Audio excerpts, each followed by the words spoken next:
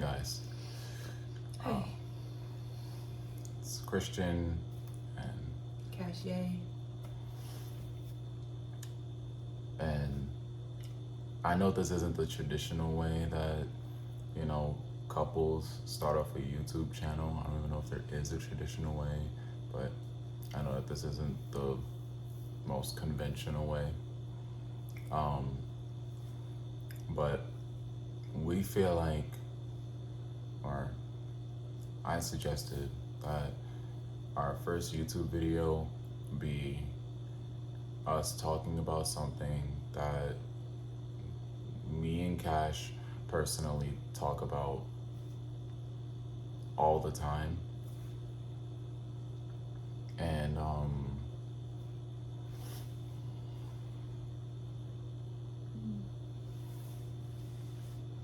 Basically, me and Christian been through a lot, and over the last 4 years, you would think that things get a lot easier, and they don't. At least not for us. I feel like we spent the last 4 years with our life feeling like it's in peril, feeling like we were always having to be in go go go mode. And this is literally the truth about moving in. I don't know why a lot of people say people who move in don't really last after. We're not the typical couple. We're not your, oh, we go on dates, we do all this stuff, and everything is great couples. We're a couple that comes from generational curses. We're a couple who comes from single mothers. We're a couple who comes from not having a father in their life. um, I I grew up the youngest of six, so a single mom who took care of all of us. Bless you. Thank you. Um, I have two older brothers, three older sisters, and my family is mostly predominated by women. So I grew up around girls. Um, And on the flip side, I'm the oldest. I'm the oldest of 8. I have 3 brothers and 5 sisters. My mom was a single mother. She was a teenage mother when she had me. And I grew up with my uncles. I grew around boys, for the most part, because I was the oldest. So all my uncles were really close in age with me. My grandfather had 14 kids. So, I was like the last baby sister for them.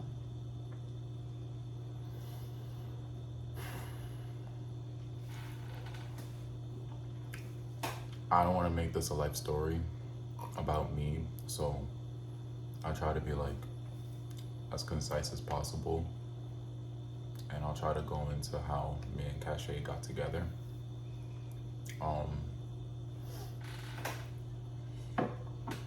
Basically, I'm a very, very simple person. Not simple-minded, simple person.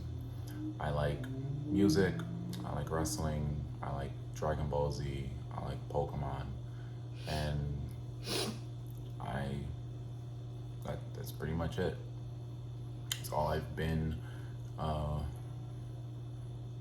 for as long as I've been alive, and I've had a real tough time fitting in, standing up for myself with my conviction and the things that I like.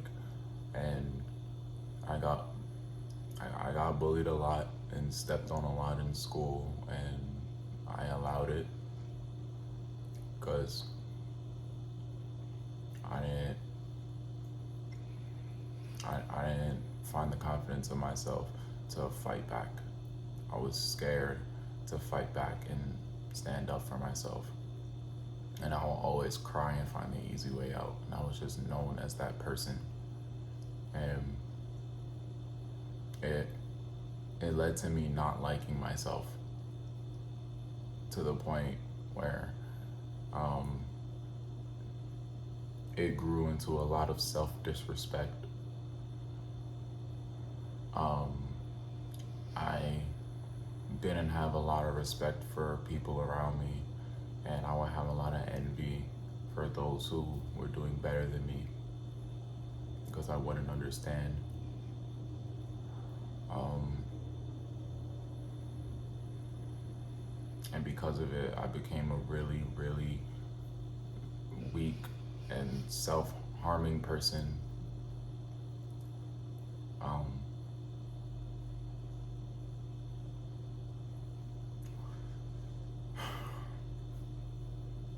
I have a scar on my wrist because I self-harmed,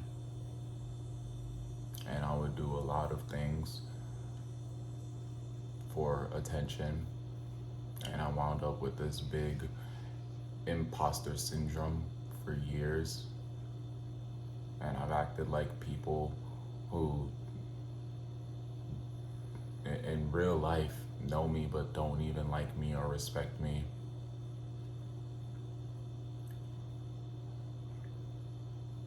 Um,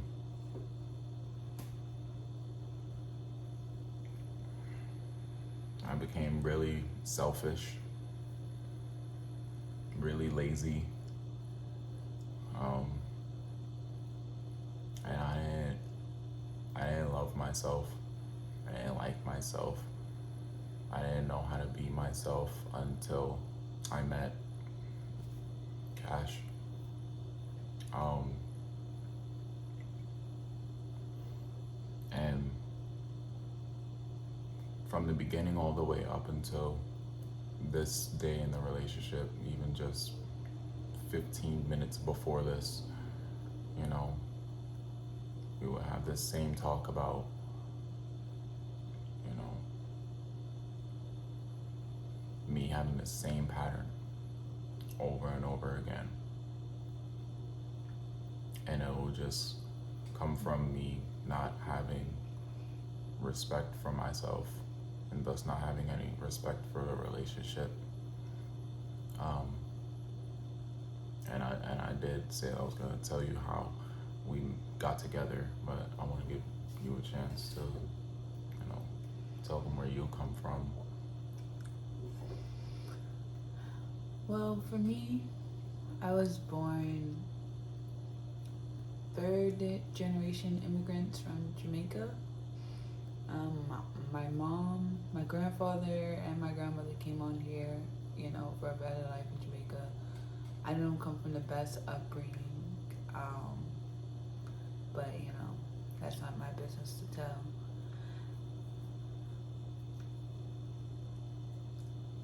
When I was born to my mom and my dad, they were both 17 in school, so they were both really young.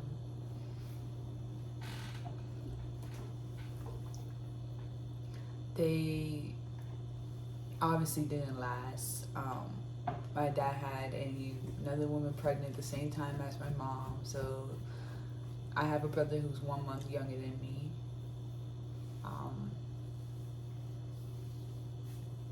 I was abused by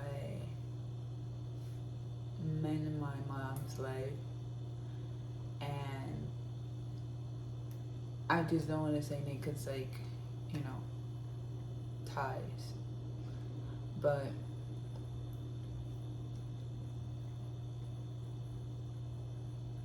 I went through a lot growing up, and just like Christian said, he suffered from depression. I definitely did.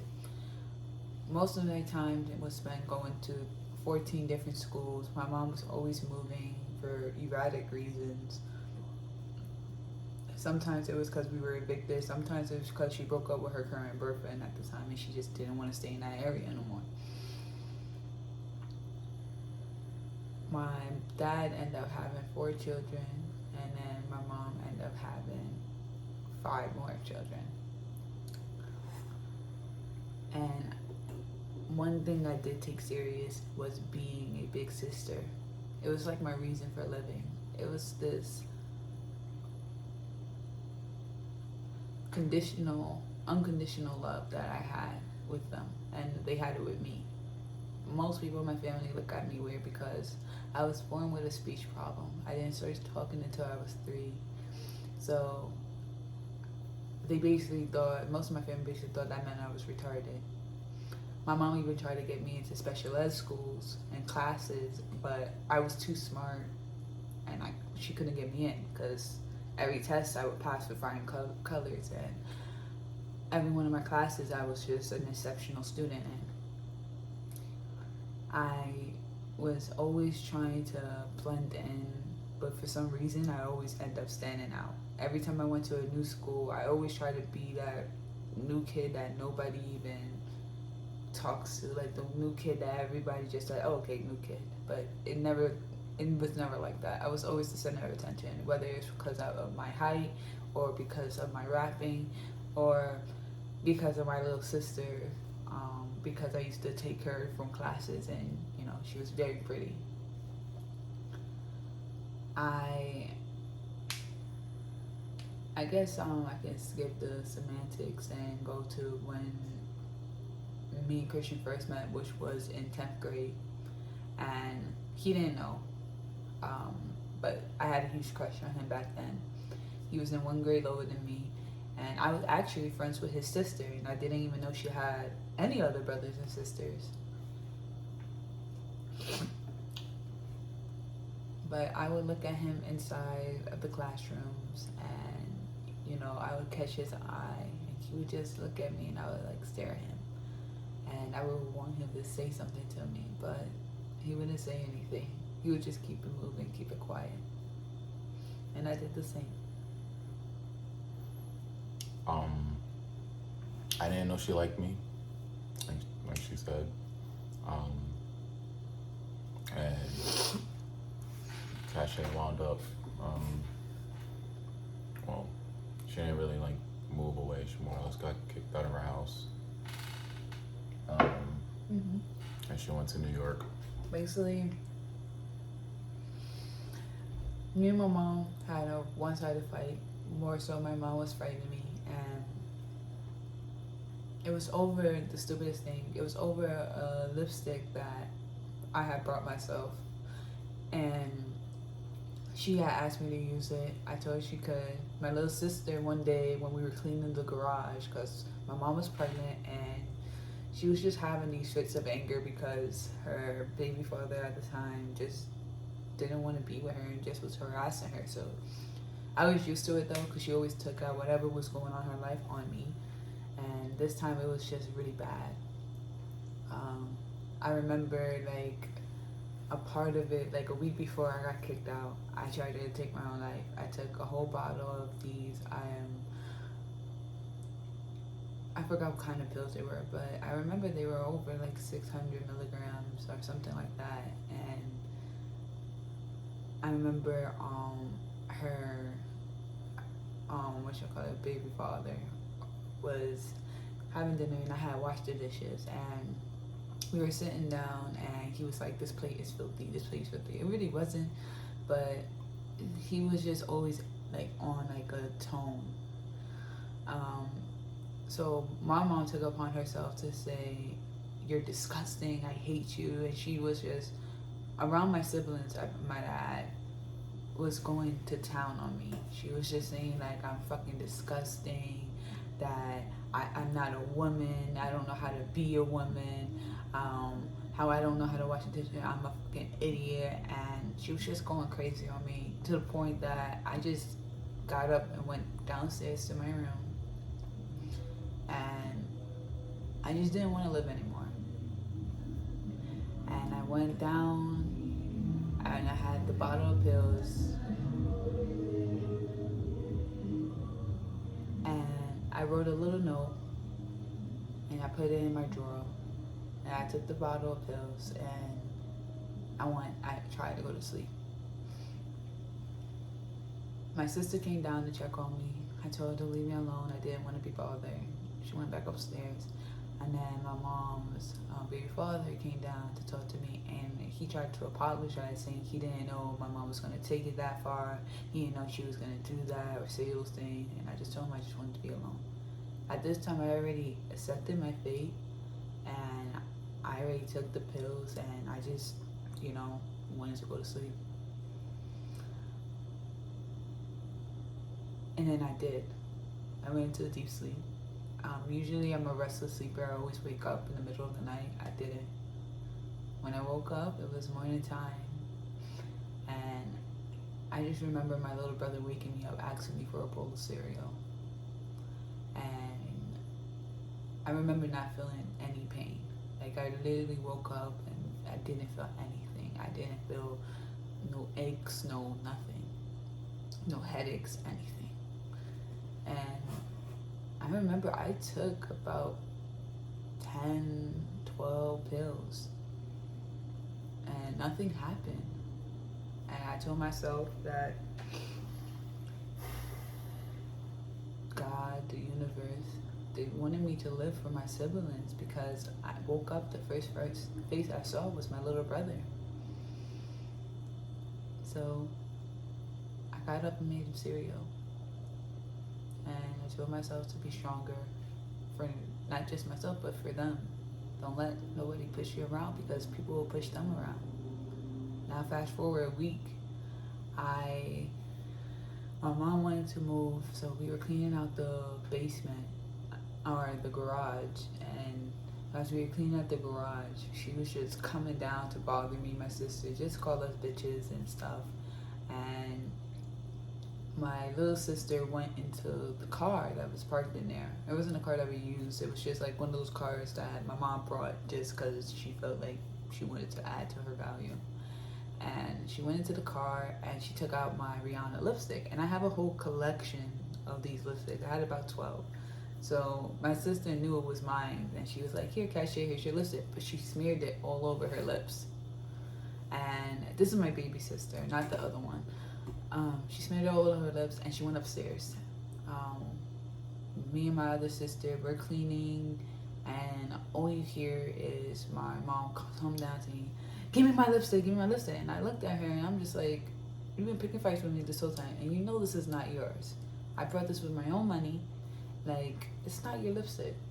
So she looked me in my eye. She said, give me a lipstick or it's going to be a problem. And I'm like, I got everything she picks on me for. She wants to fight me over a lipstick. She's like, I'm going to punch you in your face if you don't give me a lipstick in the count of 3.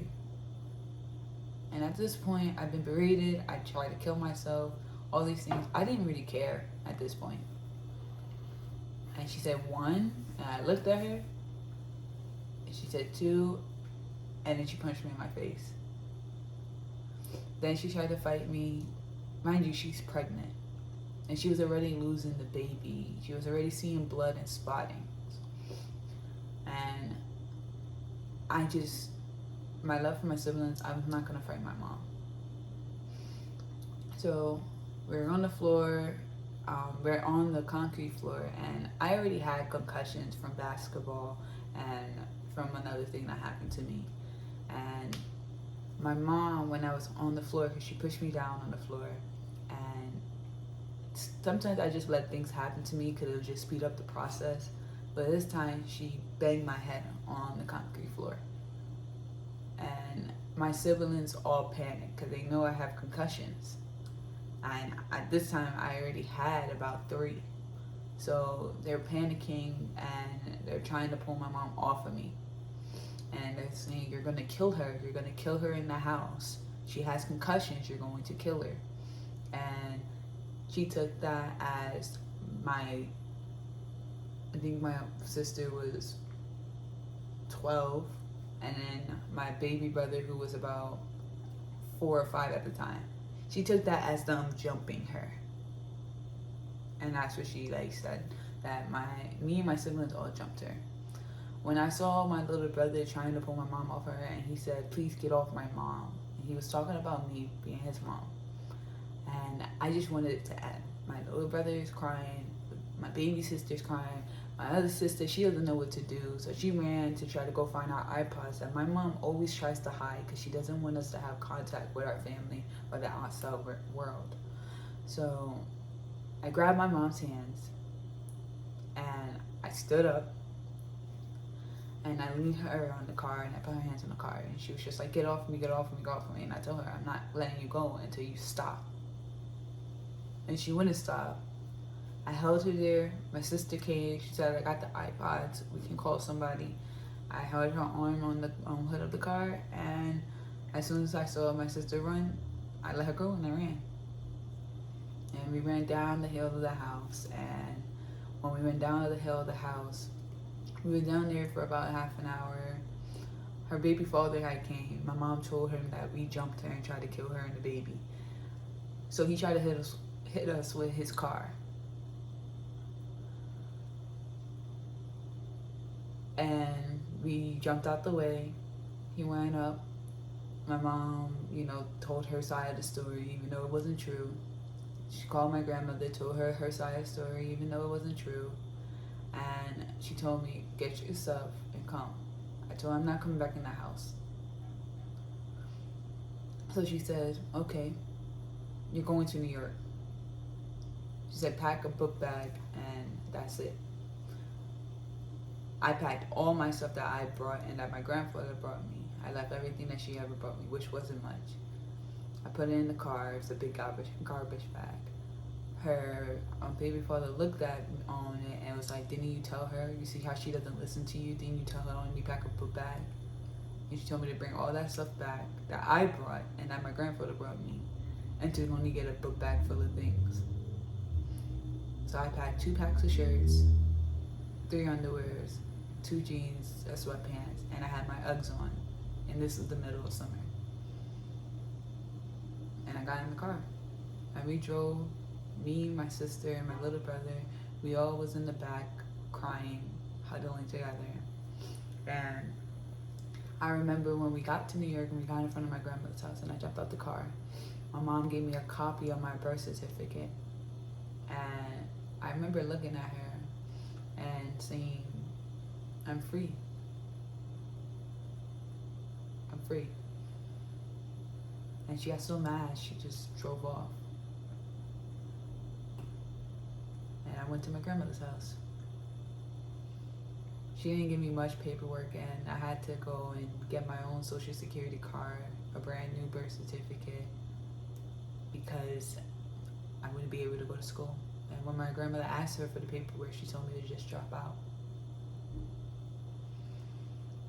I didn't last long at my grandmother's house because, as I told you, I'm a big defender of my siblings, and I had to call her out one time for my little sister because of a situation that happened. And she told me to get out. And I've been so accustomed to people telling me to get out their house that I did. I packed my bags. I graduated high school, by the way, there, and I left. And I went to my grandfather's house. And that's when I found my job working at a modeling agency. And that's where I found Christian again. I found this Facebook ad, and it was just for modeling, like doing like free photo shoots and stuff like that. So I went to this raggedy old building downtown in Manhattan, and this one was working the front desk. It was a raggedy building, but inside it was very nice.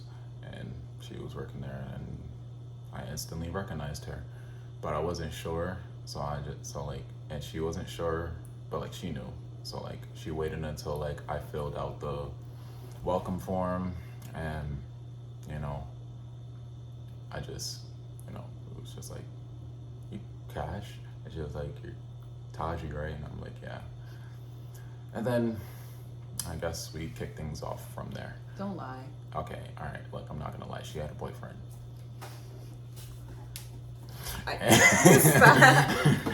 She had a boyfriend. All right. So what happened was he saw me there, and then he was like, "Can I hit you up on Facebook?" And I said, "Sure."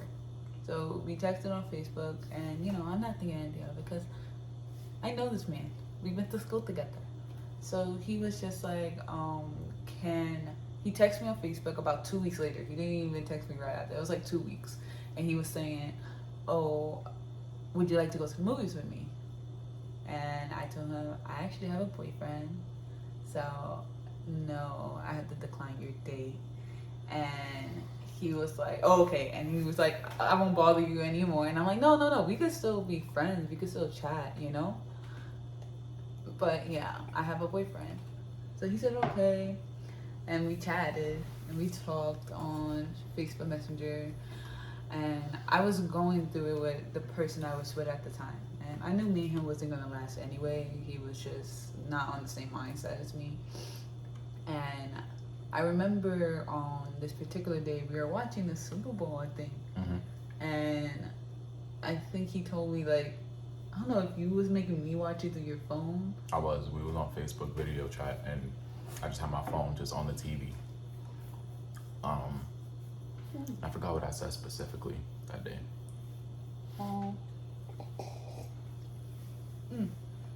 We're drinking smoothies. Yeah, sea moss and berry smoothie. Mm-hmm.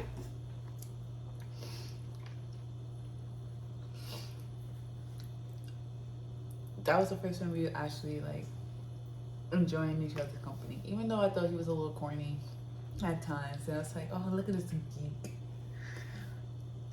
but in a friendly way. This time, me and my boyfriend at the time, my ex-boyfriend, we were taking a break, and I remember I had found out that I had another sister, and on my father's side, who was like 16 years old. So she asked me to go and meet her up around. If you know New York City, you would know Yankee Stadium. Mm-hmm. She told me to meet her at the Yankee Stadium McDonald's over there.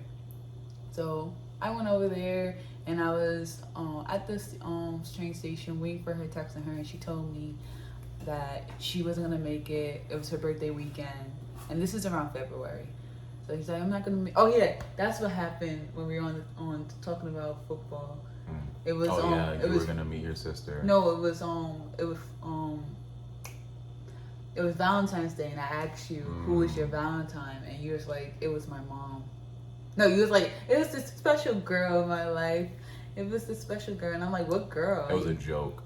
I swear to God, it was a joke, right? But I said my mom, because my mom texted me that day, and she was like, "Chris, do you have a Valentine?" And I'm like, "No, Mom, why?" She was like, "Okay, so I'll be your Valentine this year." And I'm like, "What? What? No." But then I took that joke and I ran with it and I told her. So, yeah, that's what happened there. Yeah. Yep, that's exactly what happened there. Mm-hmm. And after, so now we're at this train station. I was texting him already, and I was like, hey, he was like, what's up? What are you doing right now? I was like, I'm at the train station, but my sister kind of like ghosted me. So I'm gonna call him back. I was like, I'm at the train station. My sister kind of ghosted me, and he was like, oh, what train station? So I'm like, oh, I'm at I'm at Yankee Stadium, and he's like, oh, you know the McDonald's down there? Go down there. I'm literally like mad close to that. My house is right there. So I said, okay, I'll wait for you. And I went to the McDonald's, and I was sitting there, and then like 20 minutes passed by, and I'm like, I think he lied. And I was like getting ready to go, and then I texted him like, where are you? I'm about to leave. He's like, don't leave. I'm 5 minutes away. I'm coming. Mind you, I was living at 141st Street in Harlem. So I'm running, like literally running across the bridge all the way into the Bronx to Yankee Stadium to the McDonald's. Cause he lied. I wanted to see her. I wanted to see her. So I was sitting in the McDonald's. I'm looking around, and I'm like, I'm about to fucking leave. And as soon as I had that thought, this one pops out in the biggest winter coat I have ever seen in my life, and It wasn't even winter. It was cold though. It was cold. Barely. It's February. It was cold. And he just came down. He sat down next to me. He was like, "Hey, how are you?" This is the second time that we're seeing each other. Like since school? No, since 99. Yeah, since the modeling agency. Mm-hmm. And talked for a little bit. I memed her at McDonald's. I still have the picture on my phone Cut from it that out. day. Stop. No, I memed you. I did. And I will never delete that picture. Oh God, he likes taking ugly pictures of me. Yes, I catch her off guard. And then we walked home from the McDonald's, And when he meets home, he meets his home. my house. And I gave her my coat. Because it was windy. Oh yeah, so as we're walking, because we're walking past the Yankee Stadium, and it was like this coldest, windiest wind that ever winded just pushed on me. I was like, Jesus Christ. And I don't think I had a coat on. You had like your work shirt on. Yeah, I didn't wear a jacket. I had like just came from work. And I remember he was like, here, you want my jacket? He took off his jacket. He had nothing under. And then he was like, here, he draped it on me. Mm-hmm. And some guy had saw him do it. And he was like, hey, Black Love, I love to see it. You better stay with him. We get that a lot. we get that a lot from that day on. Jinx. That's not wood. That is wood. That was not. This is wood. That's not wood. This is wood. It's marble. You smell it. It's not marble. It's It's not. It's a marble pattern. Whatchamacallit, from that day, we went to my house. We watched some Big Mouth. It was a Netflix and chill. It was a Netflix with Joe. It was. And I put my leg on him because I was comfortable. I do this to all my friends, okay? So he was gonna get friends on it at that moment. So I was just like, let me just get comfortable now as we're watching Big Mouth. It's my show right here. And he took that as, I know you want me. The guy's going crazy, boy. I was sold at then. I was like, okay, all right, she want me. And it went from one leg to two legs on my lap, and then eventually we just started inching over to hold hands. So like so we started off like this, and then it started going like that. And it just I just kissed her. Yeah, he just grabbed me. He said, turn your head. I was like, Jesus.